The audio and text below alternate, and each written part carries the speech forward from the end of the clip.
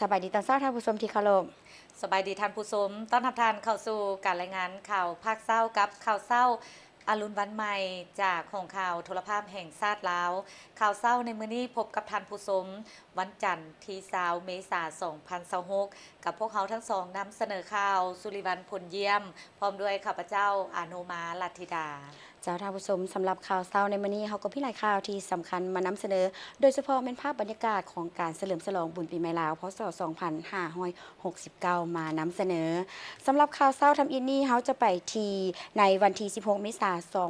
2026ที่ผ่านมาหัวหน้าคณะโฆษณาพมส่วนกลางภาคได้ร่วมพิธีใส่บาตรในโอกาสบุญปีใหม่ลาวอยู่ที่แขวงหลวงพระบาง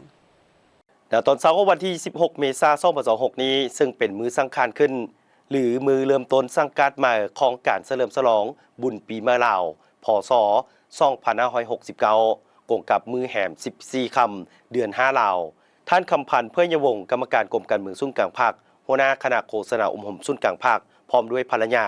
ได้ร่วมสามารถญาตินำเพื่อเป็นสิริมงคลอยู่หน้าวัดแสนสุขารามนครพบางโดยมีท่านบุญเลื่อมมณีวงศ์กรรมการศูนย์กลางภาคเลขาพรรคแคว้นนครพบางพร้อมด้วยการนำจากศูนย์กลางการนำหลักแรงของแคว้นนครพบางนครพบางพร้อมด้วยพนักงานรัฐกรประชาชนบัตรเผาและนักท่องเที่ยวทางภายในและต่างประเทศเข้าร่วมอย่างลงไหลเพื่อสืบสานฮิตของประเพณีอันดีงามของศาสตร์ก็คือของสาวลูกพระบางที่ได้ปฏิบัติสืบทอดกันมาแต่โดนนานการร่วมสะบัดในครั้งนี้บ่เพียงแต่เป็นการบำเพ็ญกุศลตามหลักพุทธศาสนาเนื่องในโอกาสปีใหม่เท่านั้นแต่ยังเป็นการแสดงให้เห็นถึงความสามัคคีปองดองและการเอาใจใส่ของการนำภาครัฐในการส่งเสริมวัฒนธรรมฮิตของประเพณีและการท่องเที่ยวลาวให้มีบรรยากาศฝุดฟื้นและมีความหมายสำคัญอย่างลึกซึ้งภายหลังสำเร็จในพิธีสะบัดท่านคำพันธ์เพื่อยวงศ์ยังได้อวยพรใส่อันประเสริฐแก่การนำของแขวงและประชาชนสาวลูกพระบางให้มีความอยู่เย็นเป็นสุขมีสุขภาพเข้มแข็งและร่วมกันพัฒนาเศรษฐกิจสังคมของแขวงให้มีการหันเปลี่ยนมาที่ดีขึ้นในศกปีมานี้มาเบิงบรรยากาศที่การนำและมวลชนชาวนครหลวงเวียงจันทร์ได้อัญเชิญพระคำลงฮดสูงในโอกาสบุญปีใหม่ลาวพศ2569โดยจัดขึ้นในวันที่14เมษายน2026นครหลวงเวียงจันทร์ได้จัดพิธีอัญเชิญพระพุทธรูปคำลงมาฮดสูงน้ำเนื่องในโอกาสบุญปีใหม่ลาวพศ2569ซึ่งจัดขึ้นในตอนแรกของวันที่14เมษายน2026เป็นมื้อทำอิฐของการลิ้นบุญปีใหม่ลาวหรือมื้อสังขารหลวงที่เดินกรมมาเรียนทางด้านในของพระธาตุหลวงเวียงจันทร์เมืองไสเสถานครหลวงเวียงจันทร์โดยการเป็นประธานของทานศิริราชทงศิลป์ทองเพ็งประธานคณะกรรมการปกครองนครหลวงเวียงจันทร์มีพระเทลานุเทระพระอาจารย์ใหญ่มหาเวทมาสีไนประธานศูนย์กลางองค์การพุทธศาสนาสัมพันธ์ลาวมีบรรดาท่านรองประธานคณะกรรมการปกครองนครหลวงเวียงจันทร์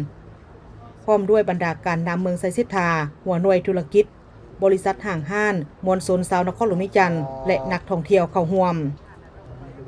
ในพิธีได้จัดพิธีทั้งศาสนาเพื่ออาราธนาอัญเชิญพระพุทธสุวรรณสาธานธรรมิกราชลงสู่แทนอัญเชิญพระคำประทับอยู่หอใต้เทียนบูชารัตนไตรัยเป่าสักเขไหวพระหับศิลกล่าวถวายฮดส่งน้ำปัจจัยเครื่องไสยทานสูตรปริตะมงคลเคนบ้างปัจจัยคารวะพระรัตนไตรัยกล่าวอนุโมทนาโอกาสธรรมและหับพรหยาดน้ำ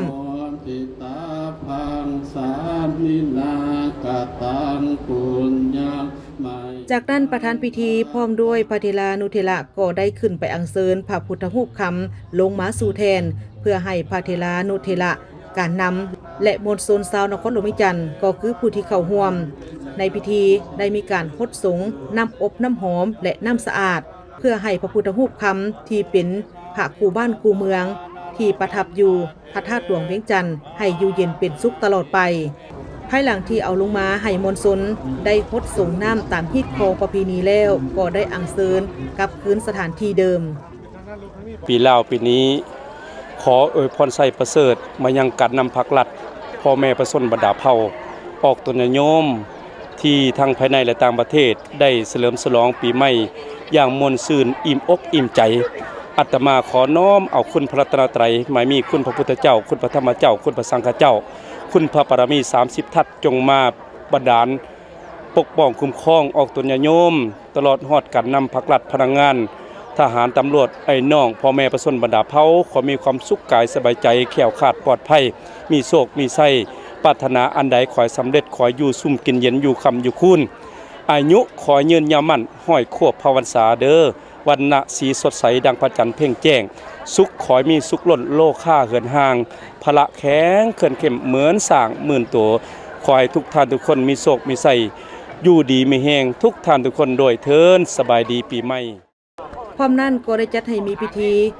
รดน้ำพระสงฆ์ที่เข้าร่วมในพิธีโดยมีการนำและมวลชนชาวนครหลวงวิจันทร์ได้พากันรดน้ำอบน้ำหอมและน้ำสะอาดอันได้เฮ็ดให้บรรยากาศเต็มไปด้วยความเบิกบานม่วนซื่นรักษาได้วัฒนธรรมฮิตของประเพณีอันดีงามของชาวลาวเฮา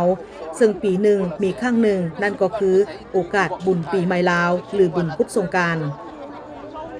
อะไรฮิตของวัฒนธรรมอันประเพณีลาวอันงดงามเนาะมื้อนี้ก็แม่นได้เอาพระคำที่คู่บ้านคู่เมืองของพระท่านหลวงเฮาได้ลงมาสักการะบูชาโหดสูงอันนี้เป็นฮิตของประเพณีอันนี้อันหนึ่งที่งดงามและข้าพเจ้าเองก็ได้มีส่วนร่วมในการที่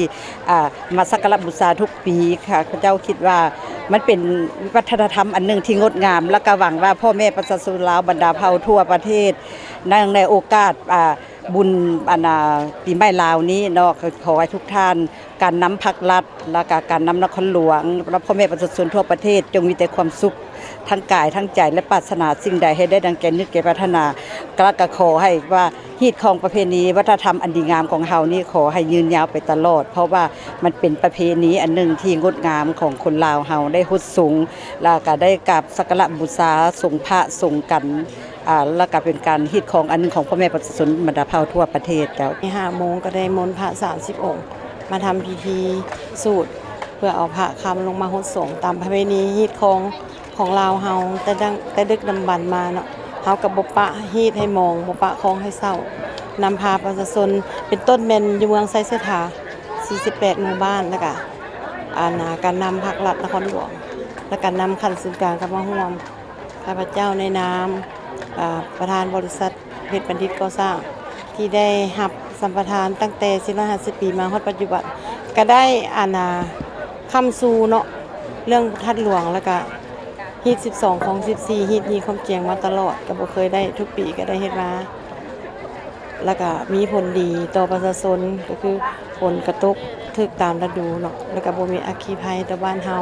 แล้วก็ฮอดปีใหม่ที่สิมาถึงนี้ข้าพเจ้าก็ในนามประชาชนเนาะนครหลวงแล้วก็เมืองไซเสถาแดนในทั่วประเทศก็ขออวยพรให้กันนำภาครัฐทหารตำรวจทุกกระทรวงที่เพิ่นบ่ได้มาร่วมนำเฮาในมื้อนี้ก็ขอให้พวกท่านมีอายุมั่นขวัญยืนสุขกายสุขใจแล้วก็นำพาประเทศชาติให้เจริญรุ่งเรืองนำพาพระอาจารย์ทุกองค์ประธานอปสทุกองค์ที่มาร่วม30 องค์ในมื้อนี้ก็ขอให้เพิ่นนำพาศาสนาของเฮาที่ว่าได้สร้างมาได้ 2,500 ปีก็ขอให้เพิ่นนำพาศาสนาต่อไปในวันที่15 เมษายนซึ่งเป็นมื้อที่2ของการเฉลิมฉลองบุญปีใหม่ลาวเป็นมื้อเนาโดยประชาชนตามความเชื่อกันว่าในมื้อวันเนานี้เป็นมื้อที่อยู่ระหว่างกลางของปีเก่าและปีใหม่ซึ่งมื้อดังกล่าวนี้ส่วนหลายแม่นถือเอาเป็นวันพักผ่อนและนิยมกันทำบุญตักบาตรถวายสังฆทานแด่พระสงฆ์สามเณรบางคนก็นิยมกันปล่อยสัตว์เช่นการปล่อยนกปล่อยปลาและสัตว์อื่นๆตามความเชื่อของไทยลาวปีนี้วันเนาแม่นถือกับมื้อแฮม13 ค่ำเดือน5ลาวตรงกับวันพุธวันที่15 เมษายน 2026ท่านผู้ชมในวันที่16 เมษายน 2026เป็นมื้อที่3ของการเฉลิมฉลองบุญปีใหม่ลาวที่เอิ้นกันว่าวันสังขารขึ้นประชาชนลาวยังได้ร่วมกันเฉลิมฉลองปีใหม่ซึ่งรักษาได้ฮิตของประเพณีอันดีงามโดยเฉพาะอยู่นครหลวงเวียงจันทน์มวลชนจำนวนหลวงหลายยังได้เข้าร่วมกิจกรรมต่างๆอยู่ตามวัด ในวันที่ 16 เมษายน 2026 เป็นมื้อสุดท้ายของการเฉลิมฉลองส่งท้ายปีเก่าต้อนรับปีใหม่ซึ่งมื้อนี้มวลชนจำนวนหลายได้พากันเกี่ยมน้ำอบน้ำหอมเพื่อไปส่งพระพุทธรูปตามวัดแห่งต่างๆในนครหลวงเวียงจันทน์เฮ็ดให้มีบรรยากาศคึกคืนโดยเฉพาะแม่นอยู่หอพระแก้ววัดศรีสะเกษวัดศรีเมืองและวัดแห่งอื่นๆเพราะว่าประเพณีส่งพระแม่นประเพณีอันดีงามของชาวลาวที่เคยปฏิบัติกันมาหลายเส้นคนอิงตามฮีตก็เอาแต่วันกุศลวักแต่ว่าข้าพเจ้านี่ก็มาพร้อมครอบครัวก็มาแต่เช้าได้ประมาณ6วันละก็สิเอา7วันนี่แหละเพิ่นว่า5ก็ได้7ก็ได้9ก็ดีสินะ เหตุก็ด้วยฮีตของประเพณีแด้ก็ไปมาหาสู้ซุ่มเข้าซุ่มมาพ่อแม่แล้วก็ไอ้น้องก็สิมีการซุ่มเข้ากินเหล้ากินยากันนั่นแหละแต่สำคัญก็อยากให้เมาแล้วก็บ่อยากให้ขับมีสติเมาก็นอนเฮือนพี่เฮือนน้องก็ได้บ่ต้องกลับหรือว่าส่วงแล้วค่อยกลับอันนี้ก็สำคัญหลายเนาะมาเนาะมาขอพรเพื่อให้อยู่ดีมีแฮงให้ชีวิตมีแต่ความเจริญตามฮิตประเพณีลาวก็ว่าจะได้ให้เก้าวัดจะให้ได้เก้าวัดที่4แล้วการฮดส่งพระพุทธรูปของประชาชนลาวก็เพื่อเป็นการอนุรักษ์ส่งเสริมวัฒนธรรมและฮีตของประเพณีอันดีงามของชาติลาวก็คือการลิ้นบุญกุศลสงกรานต์ปีใหม่ลาวให้ถูกต้องสอดคล้องและมีบรรยากาศเบิกบานม่วนซื่นเพื่อเป็นการสุขยุส่งเสริมเวียกงานการท่องเที่ยวให้มีบรรยากาศเพื่อให้นักท่องเที่ยวภายในและต่างประเทศได้มาเที่ยวลิ้นอยู่ประเทศลาวโดยเฉพาะแม่ในนครหลวงเวียงจันทน์ในโอกาสบุญปีใหม่ลาวให้มีบรรยากาศฝดฟื้นและหลายขึ้นปวงชนลาวได้พร้อมการก้าเกียมนำประกอบมีกีบดอกไม้นานาชนิดสีน้ำอบน้ำหอมใส่เพื่อฮดส่งพระพุทธรูปส่งพระตามวัดวาอารามแห่งต่างๆเพื่อว่าเป็นการรักษาฮีตของประเพณีของลาวเฮาเนาะที่ได้ดำเนินมาตั้งแต่สมัยบรรพบุรุษเนาะในนามข้าพเจ้าในส่วนตัวที่ว่าได้มาในมื้อนี้ก็ดีใจที่ว่าได้มาเป็นส่วนหนึ่งที่ได้มาแสดงออกเพราะว่ารำลึกถึงพระบรรพบุรุษเนาะที่ว่าเคยนำพามาแบบนี้เนาะก็ขอฝากถึงทุกคนที่ว่าสร้างสรรค์ในงานพบปะปีใหม่นี้ก็ขอให้มีสติระวังตัวหน่อยนึงเนาะว่าเรื่องการอุบัติเหตุพิธีส่งพระพุทธรูปพระสงฆ์ในระยะของการเฉลิมฉลองบุญปีใหม่ลาวประจำปีจศ1388คศ2026พศ2569เห็นว่าแม่ยิงลาวตั้งแต่อดีตจนถึงปัจจุบันได้ติดพันกับฮีตของประเพณีและวัฒนธรรมอันดีงามของชาติโดยเฉพาะแม่นพุทธศาสนาในนามชาวพุทธมีความภาคภูมิใจและมีโอกาสได้ร่วมส่งพระพุทธรูปส่งพระเพื่อเป็นการสืบสานประเพณีอันดีงามของชาติลาวเพื่อเฮ็ดให้คนลาวได้ติดพันกับฮีตของประเพณีวัฒนธรรมลาวโดยเฉพาะแม่นคนลาวได้นุ่งเครื่องสุภาพเรียบร้อยแม่หญิงนุ่งสิ้นเก้าผมเบี่ยงแพถึงแม้ว่าการนุ่งถือจะมีความแตกต่างกับชาติอื่นแต่ทั้งหมดนี้ก็เป็นเอกลักษณ์การนุ่งถือของคนลาวชาติลาวที่จะได้เผยแพร่วิถีชีวิตวัฒนธรรมลาวให้สากลได้รับรู้ถึงวัฒนธรรมอันดีงามของชาติลาวเฮา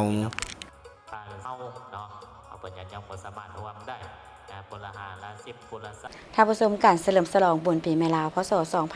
2569หลายวัดวาอารามต่างๆมวลชนชาวพุทธศนิกชนก็ได้สืบต่อฮดสงพระพุทธรูปอยู่ตามวัดวาอารามและสัมมาคารวะพ่อแม่ผู้เฒ่าผู้แก่ผู้อาวุโสตามฮิตของประเพณีที่เคยปฏิบัติกันมาแต่บูหานการและพร้อมเดียวกันนั้นก็เป็นการอวยพรซึ่งกันและกันในโอกาสปีใหม่ลาวทุกๆปีหลายครอบครัวจะพาลูกพาหลานมาขอพรนำครูบาอาจารย์มาเสียเคราะห์ฮดส่งพระพุทธรูปอยู่ภายในวัดต่างๆให้ครบตามเงื่อนไขของไผ่ลาวแต่ให้ครบสมบูรณ์แท้แม่น9วัดตามประเพณีลาวเฮาที่เคยปฏิบัติสืบทอดกันมาเพื่อให้ครอบครัวตนเองลูกหลานมีโชคมีชัยมีสุขภาพที่แข็งแรงมีอายุมั่นขวัญยืนประชาชนลาวได้กล่าวว่า ถึงสภาพเศรษฐกิจจะมีความยุ่งยากก็ตามแต่เพื่อเป็นการอนุรักษ์ฮิตของประเพณีอันดีงามของชาติลาวที่เคยปฏิบัติกันมาในทุกๆปีพวกเฮาชาวลาวก็ได้พาลูกพาหลานมาหดสูงพระพุทธรูปอยู่ตามวัดแห่งต่างๆให้ได้ตามเงื่อนไขของตนเองพร้อมนั้นยังได้ไปอวยพรซึ่งกันและกันให้มีความสุขความเจริญตลอดไปอวยพรให้การนำภาครัฐเฮาพ่อแม่ประชาชนทหารตำรวจทุกทั่วหน้าอยู่ในประเทศลาวสปปลาวเฮาให้อยู่ดีมีแห้งเฮ็ดได้ไปเป็นหายพยาธิโลคามวลซืนต่อบุญปีใหม่เฮานี้เนาะฮีตของลาวเฮาศาสนาพุทธเฮาเคยนับถือเคยมีบุญประเพณีบุญปีใหม่ลาวนี้มาตั้งหึงปีหลายร้อยปีพันปีมาแต่ปู่แต่เปาพ่อแม่เฮาและฉะนั้นล่ะเฮาเป็นลูกเป็นหลานก็บ่ปะให้ฮิตให้หม่องของให้เศร้าและฉะนั้นมีมือนั้นจังมีมือนี้และฉะนั้นขอให้ทุกคนอยู่ดีมีแห้งเฮ็ดได้ไปเป็นผู้ที่เฮ็ดลาเฮ็ดการก็ให้สอบเจ้าสอบนายผู้เฮ็ดธุรกิจก็ให้เจริญหุ่งเฮืองพ่อแม่ประชาชนก็ให้มีอยู่มีกินดุมันหาวหันขออวยพรให้การนำภาครัฐขอพ่อแม่ประชาชนทหารตำรวจจงมีสุขภาพแข็งแรงมีพลานามัยสมบูรณ์มีความสุขทั้งชีวิตส่วนตัวและครอบครัวทุกประการเนาะอันสำคัญก็ขอให้ทุกคนที่อยู่ในการดินปีใหม่นี้ให้มีสติในการไปมาหาสู้หรือว่ามีการซุ่มเข้าซุ่มน้ำอวยพรกันก็ให้มีสติในการเดินทางการฮดสูงและการอวยพรซึ่งกันและกันนั่นก็เพื่อให้ลูกหลานได้ฮู้จักถึงฮีตของประเพณีอันดีงามของชาติลาวเฮาโดยเฉพาะแม่นบุญปีใหม่ลาวพร้อมนั้นการสมมาคารวะฮดน้ำผู้เฒ่าผู้แก่ผู้ที่มีบุญคุณต่อเฮาเองแล้วก็ฝากฟังอีกเทื่อนึงปีใหม่ปีนี้ปีพศ2569นี้ขอฝากฝังพ่อแม่ประชาชนสาวนุ่มทั้งหลายอยู่ในสปปลาวเฮาลีนบุญปีใหม่นี้ให้อยู่ในฮีตของเฮาหันบ่ให้ลีนเกินกำลังเฮ็ดให้มันมีปัญหาต่อชีวิตต่อครอบครัวมวลซืนให้มันถูกต้องตามฮีตของประเพณีเด้อให้อยู่ในกรอบของมันเนาะอย่าชูลิ้นเกินไปจะน้อยมันจะมีปัญหาเศรษฐกิจเฮาก็บ่ดีแด้แต่อดีกับพวกลูกพวกหลานสาวนุ่มก็จะมีสติแล้วเนาะพ่อแม่ครูบาอาจารย์ภาครัฐก็ได้เว้าไปในกำหนดมาตราที่ลิ้นปีใหม่ปีนี้ปี2569นี้ขอให้ลูกหลานทุกคนลิ้นบุญปีใหม่นี้ด้วยความม่วนซื่นลื่นเริงแต่ให้อยู่ในพอดีให้มีความปลอดภัยขอขอบใจรู้สึกว่าปีนี้ก็เป็นปีที่ว่าถึงมันเศรษฐกิจบ่ดีปานใดแต่ว่าประชาชนลาวก็ได้พร้อมเพียงเฮียงหน้ามาใส่บาตรญาติน้ำหรือว่ามาส่งพระเพราะว่ามันเป็นฮีตของถึงว่าเศรษฐกิจบ่ดีแต่ว่าคันได้มาวัดมาอย่างมาส่งพระส่งเจ้าแล้วก็จะเฮ็ดให้จิตใจเขามันมีความสงบมีความทุนมีความเที่ยงครอบครัวก็เป็นอยู่ดีมีแฮงอยู่ดีมีสุขนะฮะให้ประชาชนลาวทั่วประเทศลาวจงได้มีความสุขความเจริญหั่งมีเมื่อหน้าสุขกายสุขใจนั่นแหละการเฉลิมฉลองปีใหม่ลาวเห็นว่ารักษาได้ถึงฮิตของประเพณีอันดีงามของชาติลาวเฮาแสดงให้เห็นถึงมวลชนส่วนหลายได้เข้าวัดทำบุญการนุ่งถือถูกต้องตามฮิตของประเพณีอันดีงามของชาติถึงอย่างใดก็ตามการเข้าวัดทำบุญหดสูงพระพุทธรูปในโอกาสปีใหม่ลาวขอแห่งห้องให้ลูกหลานนุ่งถือตามฮีตของประเพณีอันดีงามผู้หญิงต้องนุ่งสิ้นใส่ผ้าเบียงและผู้ชายนุ่งทรงขายาวบ่นุ่งทรงสั้นเขินผู้ชายก็ควรนุ่งถือให้ถูกต้องตามฮีตของประเพณีเช่นเดียวกันเพื่อเป็นการอนุรักษ์ฮีตของประเพณีของลาวให้อยู่เคียงคู่กับคนลาวชาติลาวตลอดไป มาเบิงตัวเลขของผู้ที่ได้รับบาดเจ็บจากอุบัติเหตุที่เกิดขึ้นแล้วไปรับการปิ่นปัวอยู่โรงหมอมิตรภาพ โดยตามการรายงานของโรงหมอมิตรภาพให้ฮู้ว่าระยะของการเฉลิมฉลองบุญปีใหม่ลาวพศ2569แต่วันที่11ถึง16เมษายน2026มีผู้ที่เข้าไปรับการปิ่นปัวจากอุบัติเหตุที่เกิดขึ้น300 กว่าคนหรือว่า300 กว่ากรณีในนี้เข้าห้องมรสุมหรือ ICU 8 กว่ากรณีและมีผู้เสียชีวิต1คนถ้าเทียบใส่ปีที่ผ่านมาแม่นมีจำนวนเพิ่มขึ้นตามการรายงานของโรงหมอมิตรภาพในวันที่14เมษายน2026เกี่ยวกับคนเจ็บที่เข้ามาปิ่นป่วยอยู่โรงหมอโดยเฉพาะแม่นคนเจ็บที่เกิดจากอุบัติเหตุในระยะของการเฉลิมฉลองบุญปีใหม่ลาวพศ2569แม่นเห็นว่ามีจำนวนที่เพิ่มขึ้นถ้าเทียบใส่ปีที่ผ่านมานับแต่วันที่11ถึง16เมษายน2026โดยมีคนเจ็บเข้ามากวดทั้งหมด 1,000 กว่ากรณีในนี้กระทบรวม 5,000 กว่ากรณีคนเจ็บอุบัติเหตุทางท้องถนน300 กว่ากรณี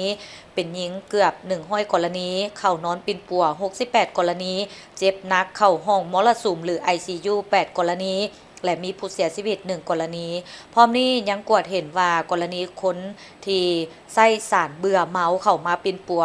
มี16 กรณีซึ่งเป็นสิ่งที่อันตรายต่อสุขภาพต่อสภาพดังกล่าวแพทย์หมอและพยาบาลก็ได้สุ่มทุกกำลังแฮงเพื่อช่วยกอบกู้เอาชีวิตของคนเจ็บและเป็นสิ่งที่ท้าทายในการปฏิบัติหน้าที่ของแพทย์หมอ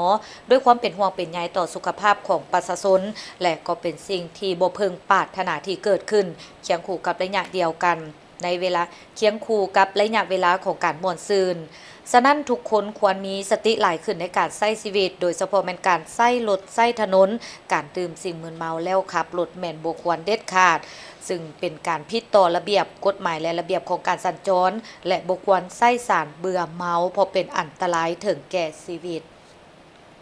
และอนุมานอกจากว่าการเฉลิมฉลองแล้วสิ่งที่หลีกเลี่ยงบ่ได้ก็คือการเมาแล้วครับก็จะเกิดอุบัติเหตุและอีกสิ่งหนึ่งที่สำคัญในการจัดงานก็คือขี้เหงื่อนั่นเองซึ่งทางเจ้าหน้าที่เพิ่นก็ได้เล็งเก็บเมียนขี้เหงื่อภายหลังที่งานเฉลิมฉลองสำเร็จแล้วภายหลังการเฉลิมฉลองบุญปีใหม่ลาวที่คือคืนมวลซืนผ่านมา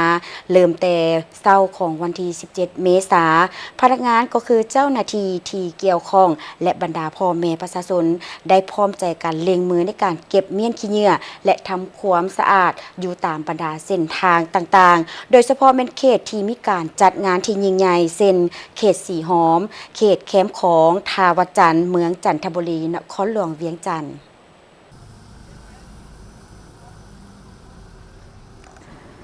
จากการสังเกตเห็นในวันที่17เมษายน2026พบว่าอยู่เขตสีหอมแคมป์ของเขตทาวจันทร์โดยเฉพาะแม่นตามถนน3แสนไทยถนนสีหอมถนนขุนบุรมถนนเจ้าฟ้างมถนนแห่งบุญถนนเจ้าอนุและวัดวาอารามต่างๆซึ่งเป็นหนึ่งในจุดใจกลางของการเฉลิมฉลองบุญปีใหม่ลาวได้มีการวางถังและธงดำใส่ขี้เหงื่อจำนวนหลายอยู่ตามแคมทางสภาพการดังกล่าวแสดงให้เห็นถึงปริมาณขี้เหงื่อที่เกิดขึ้นอย่างหลวงหลายภายหลังการจัดงานถึงอย่างใดก็ตามสิ่งที่น่าสมเสยก็คือมีพนักงานอนามัยหน่วยอาสาสมัครหัวหน่วยธุรกิจและประชาชนที่อาศัยอยู่ตามแคมทางร่วมกันเฮ็ดอนามัยที่แสดงให้เห็นถึงความตื่นตัวสูงในการร่วมแรงร่วมใจกันเก็บกวาดขี้เหงื่อและล้างอนามัยบริเวณดังกล่าวความพยายามร่วมกันนี้มีความสำคัญอย่างยิ่งเพื่อฟื้นฟูสภาพแวดล้อมให้กลับคืนสู่ความสะอาดและเป็นระเบียบเรียบร้อยโดยไวซึ่งแสดงให้เห็นถึงจิตสำนึกที่ดีต่อสังคมและสิ่งแวดล้อมพนักงานอนามัยหลายท่านได้กล่าวเป็นเสียงเดียวกันว่าปีนี้ขี้เหงื่อหลายกว่าปีผ่านมาเพราะว่าคนมาเล่นบุญปีใหม่หลายพนักงานทุกคนจึงได้เริ่มเก็บกวาดตั้งแต่เช้าของวันที่17เมษายนเพื่อให้เส้นทางกลับมาสะอาดไว้ที่สุดมันเป็นเวียกที่นักแต่ก็ภูมิใจที่ได้เฮ็ดให้เส้นทางก็คือตัวเมืองกลับมาสะอาดสวยงามเมืองจันทบุรีก็ได้เกี่ยมแผนการเก็บเมียนขี้เหงื่อหลังบุญปีใหม่ลาวโดยได้จัดเพิ่มจำนวนพนักงานและลดเก็บเมียนขี้เหงื่อเพื่อรับมือกับปริมาณขี้เหงื่อที่เพิ่มขึ้น การเก็บกู้ขี้เหงื่อหลังบุญปีใหม่ลาวเป็นสิ่งที่จำเป็นเพื่อรักษาความสะอาดของตัวเมืองและสุขภาพของประชาชนพร้อมกันนั้นยังเป็นการแสดงให้เห็นถึงความรับผิดชอบต่อสังคมและสิ่งแวดล้อมของทุกภาคส่วน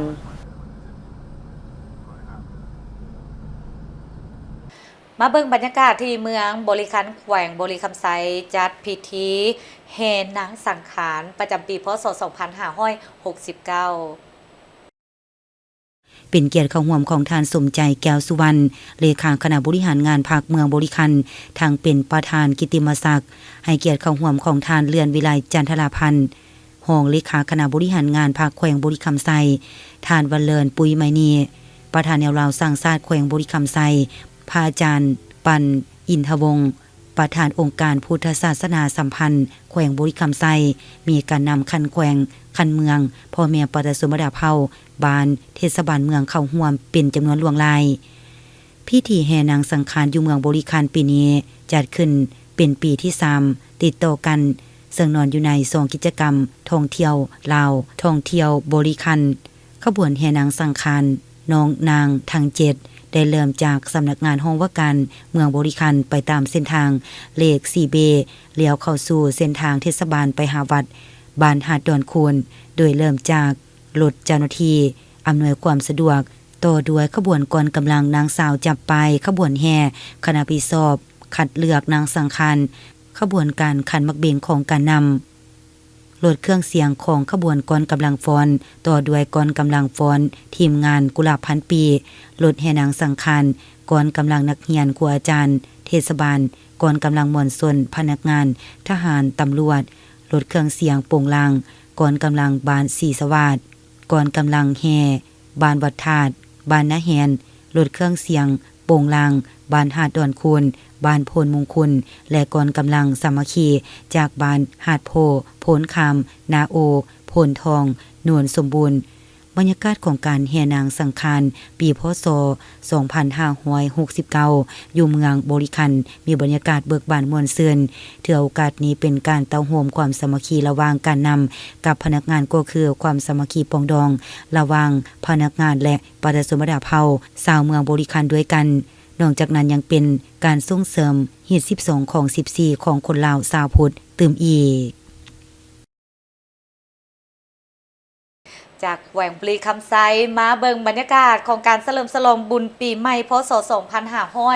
2569ที่แขวงคำมวน บุญปีใหม่ลาวหรือเอิ้นว่าสงกรานต์เป็นบุญประเพณีอันดีงามของลาวเฮาที่สืบทอดปฏิบัติมาแต่โบราณกาลเป็นบุญที่ชาวลาวเฉลิมฉลองกันทั่วประเทศตั้งแต่เหนือตลอดใต้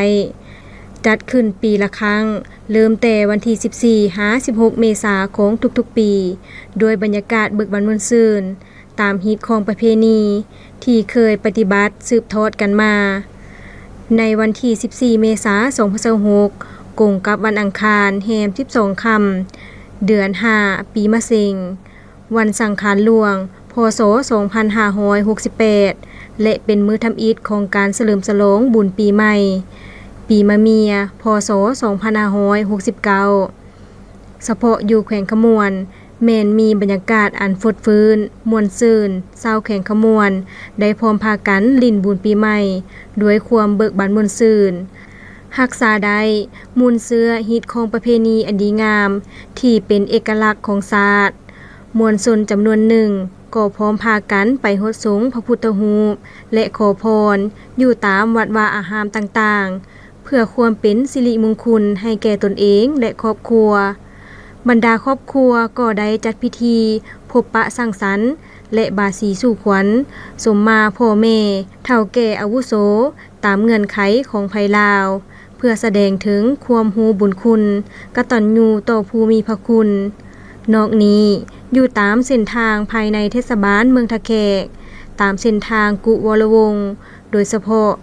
จุดเริ่มแต่สี่แยกไฟแดงแผนกศึกษาธิการและกีฬาแขวง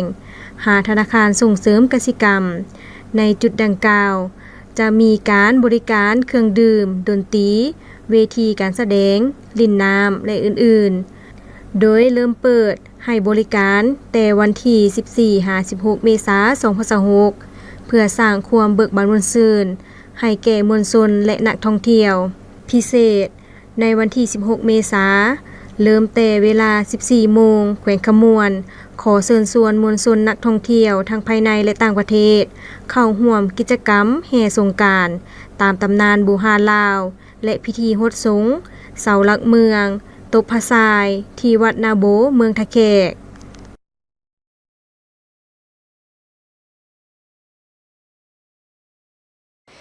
พร้อมนี้การนำแหวงคำมวลก็ได้ร่วมกับสหพันธ์กีฬารถถีบจัดกิจกรรมขี่รถถีบส่งพระ9 วัดในโอกาสของการเฉลิมฉลองบุญปีใหม่ลาวพศ 2569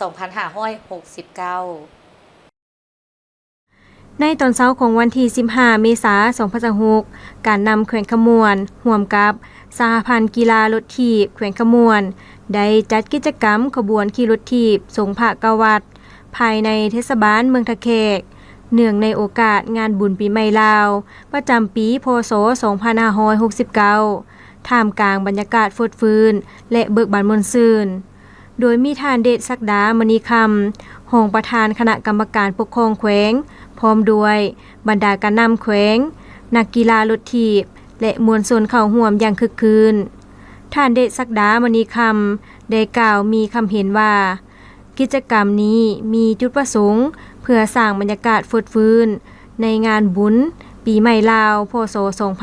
2569 ทั้งเป็นการอนุรักษ์วัฒนธรรมฮีตของประเพณีอันดีงามของลาวติดพันกับการส่งเสริมการท่องเที่ยวและลดผ่อนการใช้น้ำมันในการขี่รถถีบไปส่งพระขบวนรถถีบได้เริ่มเตาโฮมที่เดินห้องว่าการเมืองทะแขกและเคลื่อนขบวนไปตามเส้นทางวัดสำคัญ9 แห่งเช่นวัดนาเมืองวัดห้วยนางลีวัดนาโบวัดกลางวัดจอมแจ้งวัดเกาเลียววัดดอนมะไหลวัดเสียงยืนม่วงสุ่มและวัดพระธาตุศรีโคตบองเป็นอันเสร็จสิ้นขบวนการจัดกิจกรรมขี่รถถีบส่งพระ9 วัดนี้บ่เพียงแต่ส่งเสริมสุขภาพและการเล่นกีฬาแต่ยังเป็นการสืบสานประเพณีและสร้างความสามัคคีในสังคมให้แน่นแฟ้นยิ่งขึ้น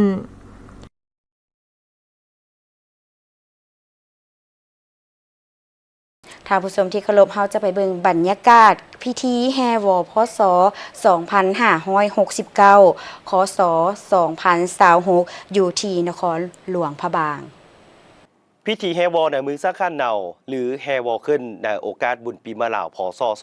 2569 คศ 2026 อยู่นครพระบางเมืองมรดกโลกได้จัดขึ้นอย่างคึกคืนม่วนซื่นในตอนบ่ายของวันที่ 15 เมษายน 2026 นี้อยู่ถนนสีสว่างวงศ์ซึ่งเริ่มแต่วัดมหาธาตุหรือวัดธาตุน้อยไป5 วัดสิงห์ทองโดยมีเกือบ 40 ขบวนที่มาจากภายในการเมืองและบ้านจำนวนหนึ่งภายในแคว้นนครพะบางรวมมีมวลชนเข้าร่วมแห่เกือบ 3,000 คนเข้าร่วมหับสมมีทานคำพันธ์เพื่อยวงศ์หัวหน้าคณะโฆษณาอุมหมสุนกลางภาคพร้อมด้วยอดีตการนำขั้นสูงการนำขั้นแขวงเมืองนครหลวงพะบางนักท่องเที่ยวทางภายในและต่างประเทศตลอดฮอดมวลชนเป็นจำนวนลงหลายท่านเสวยศิลาวันประธานคณะกรรมการปกครองนครหลวงพะบางห้องประธานจัดงานบุญได้กล่าวเปิดพิธีว่าพิธีแฮวอแม่นพิธีกรรมทางศาสนาของสาวหลวงพะบางที่ได้สืบทอดกันมาแต่ดุนนานโดยได้นิมนต์พระสงฆ์ขึ้นนางบอเพื่อให้ประชาชนบรรดาเผ่าได้นำเอาน้ำสะอาดผสมน้ำหอมหดทรงล้างซวยแล้วเฮ็ดพิธีส้มมาคารวะเพื่อให้เกิดความเป็นสิริมงคลมีความอยู่ดีกินดีอยู่เย็นเป็นสุขนำโชคลาภมาสู่ตนเองและครอบครัวซึ่งปีนี้มีขบวนที่ประกอบเข้าในพิธีแฮวอ37 ขบวนมีจำนวนผลเข้าร่วม 3,000 กว่าคนในนั้นมีขบวนวอพระสงฆ์6 วอ